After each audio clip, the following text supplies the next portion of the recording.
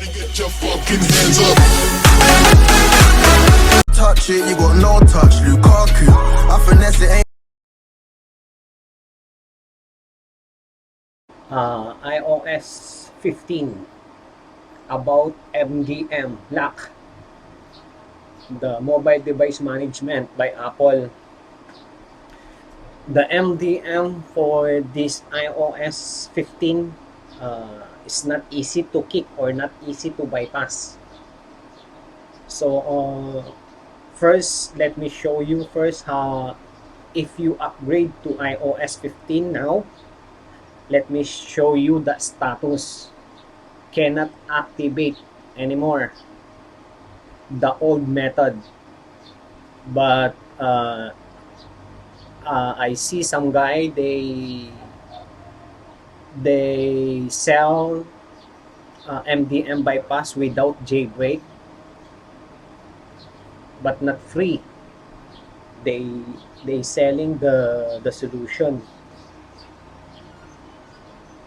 but we have the not totally this one is the solution. I want to figure out why cannot be done like the old tricks.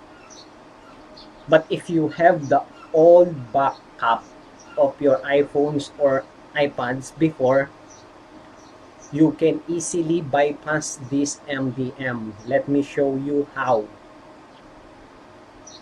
Okay, and then one more.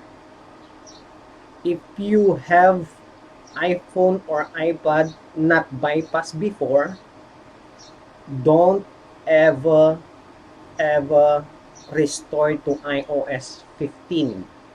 For example, you have iPads under iOS 13 or under iOS 14, you need to bypass first. You need to kick the MDM first. So we have a lot of video on my channel, you can check it out. And then after you bypass the iOS 13 and 14, you can proceed now upgrade to iOS 15. Take note, this one is very important. You need to back up first your iPad or iPhone after bypass iOS 13 or 14. You need to back up first, because the backup is the way to bypass the MDM on iOS 15. Okay? Back up first. So you can use Windows or Mac to back up, and then after upgrade to iOS 15, you have already backup and then easy to bypass. Okay, let me show you the status. iOS 15 cannot bypass anymore without backup. Okay, so let me show you the status. The old tricks not work anymore, so you have to save your old backup. If you have the backup, you can, after you backup, you keep that backup on other storage and then put in the safe place, because you can use as long as working this method. Okay,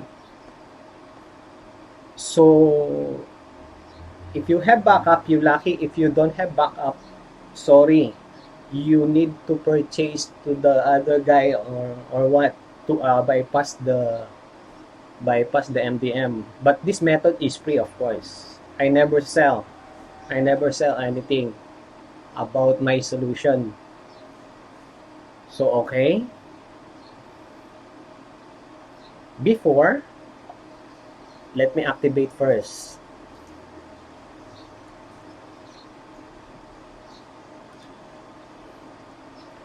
If you can see, is don't have the trust button here because not activated yet. So let me activate first.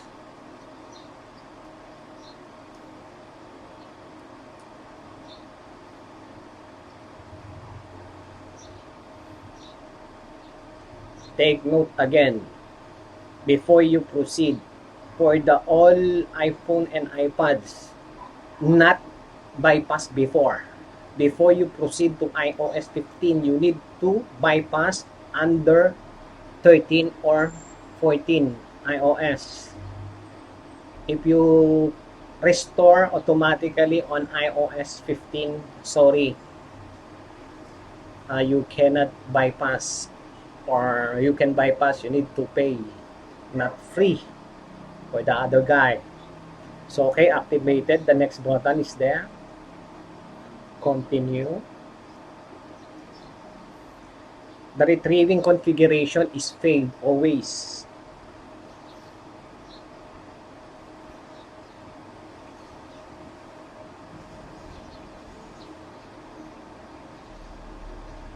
Take note again, you lucky if you have the old backup, because this one before I restore, I have the backup. That's why easily to bypass again. So let me show you here the message, failed to retrieve configuration. So nothing to do, even I back and then do the old method, nothing, still the same. Even I connect to Wi-Fi, still the same. So let's proceed to computer to restore the old backup. If I restore the backup, automatically this one bypass. Setting is a little bit, but it's not very difficult. It's easy, simple one. It's a basic. Okay. So I have the backup, or you can set up new device or direct to old backup, because this one I have my backup. Okay. You need to save your backup first to any storage drive. Then you can choose this. You can use this backup in the future as long this backup is working on the bypass method. Okay, if you don't have the backup, this video is not for you. But if you have iOS 13 or 14, you need to bypass first before you proceed. You can check my channel. We have a lot of MDM bypass free. No need to pay. After bypass, you need to back up first and then proceed to iOS 15. Okay? So, let me choose set up new device.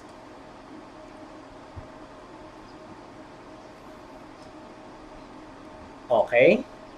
So, if the status here, if the restore backup is not highlighted, you need to remove the data cable first. Remove data cable and then put it back again. Okay, highlighted already. Now, press the restore backup. So, this one is my backup. The old backup one, iOS 14. This is my iOS 14 backup. So, restore. Restore in process. This 100% working. Okay? If you have the old backup, you lucky. If you don't have the backup, move on or go to the other guy. They selling the solution for MDM bypass. The free one, sorry, don't have. But if you have the backup, okay, proceed. If you're running iOS 14 also, we have the MDM OS upgrade also on my channel. You can check easy method how to upgrade iOS 15. But if accidentally you restore or erase the iPad, but if you have the backup and then restore to iOS 15, this one easy. Let wait a few minutes.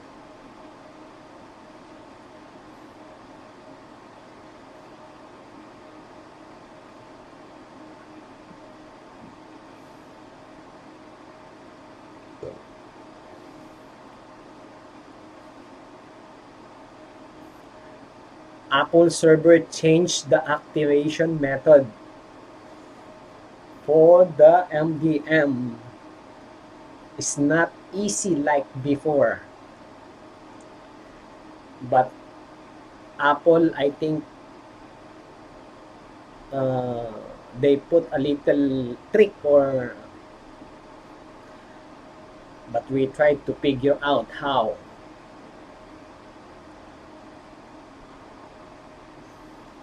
But if you have the backup, you're lucky. Easy for you to bypass as long as you have the backup. You can restore every day. And then you can restore, I mean, erase the iPhone or iPad and then restore back the old backup. That's it. No worry. So, this one restored already under my old backup iOS 15. So, restore complete. Then continue. Passcode. Don't use passcode. And then enable. That's it. Using my old backup, I can bypass my MDM lock under iOS 15. As you can see, the version is official iOS 15. Okay? If you have the backup, you're lucky. Just keep that backup on other storage. And then you can use that backup as long this solution is working. And then one more, my iPad backup cannot use to other iPhone or iPad. The activation is failed. Must be one iPad on, for example, this iPad only, and then I back up and then I can use only on this iPad. You cannot use to other. Okay? So now we have bypass iOS 15 on our old backup iOS 13. If you bypass before on iOS 13, it's okay as long you have the old backup and then restore the backup on iOS 15. It's good. Okay? That's it for now, and then I'll try to figure out how to bypass or kick this MDM without backup. That's it. Thank you. Thank you. Touch it, you got no touch, Lukaku. I finesse it, ain't